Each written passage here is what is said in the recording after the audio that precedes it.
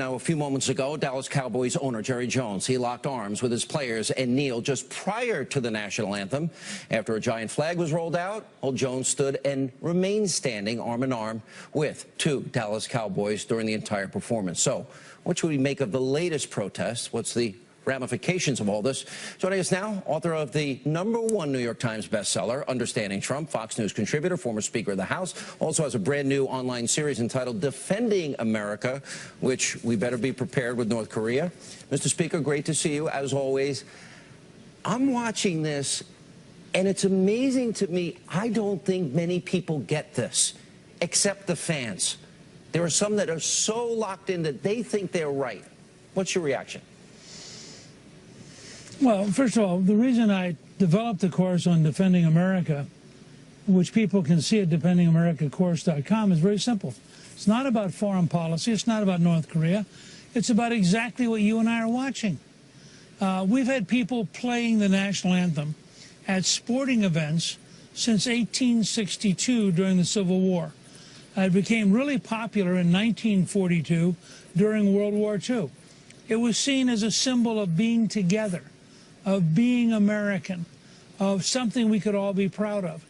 And what we've had on the left is this continuing, steady erosion of belief in America, this constant attack on our institutions, our history, our personalities.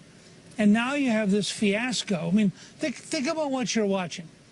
Billionaire owners associated with millionaire players who make an enormous amount of money because the U.S. government has granted them an exemption from antitrust, many of whom play in stadiums paid for by the taxpayer in what is a multi-billion-dollar company. In effect, if you take the NFL as a company, they feel oppressed. They feel they have to somehow bear witness.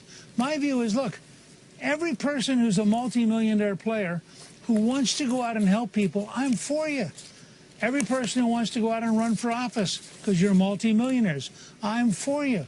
What I'm not for is for you to take a sporting event that we all tuned into as a unifying act and destroy it by your personal bias and your personal ideology, and that's what we're currently watching. Let me add emphasis to your point. According to Fox Sports, $7 billion plus $1 billion taxpayers have paid for new stadiums and renovations.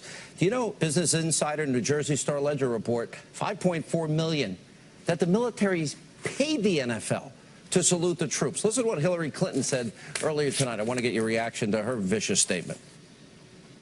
He attacks black athletes, as he did, starting with his rally in Alabama, continued on Twitter. And he attacks them for protesting peacefully, for equality, for standing up for what they believe. And he does it, once again, to dog whistle to his base and to try to detract attention from other things that are going on. But it's quite telling that he is willing to attack black athletes. He never said a thing about race. Isn't this about respect for the anthem, the flag, and the men and women in military that fought and died? Look, let me say, first of all, Hillary Clinton is a racist demagogue. I mean, let's be blunt. Let's be straight out about this thing. She can't possibly debate on the merits any of the things we're talking about. Does you mean a racial demagogue? They didn't mean her, she's racist. You meant racial demagogue. I mean, she is using racism as a deliberate weapon. She is dividing the country on racial grounds as a deliberate political weapon in exactly the model of modern liberalism, which can't possibly survive if they don't constantly go back to racism. Now I'm talking about their racism. Donald Trump said nothing that had anything to do about race. He talked about defending the flag. He talked about defending, you know, our national anthem. Now, how you take that and translate it into a racial attack tells you everything you need to know about the sickness of the modern left and the sickness of the Democratic Party. They cannot survive if they can't constantly yell race. And as a result, they have become one of the most divisive What and is destructive forces in America today. Where does this end?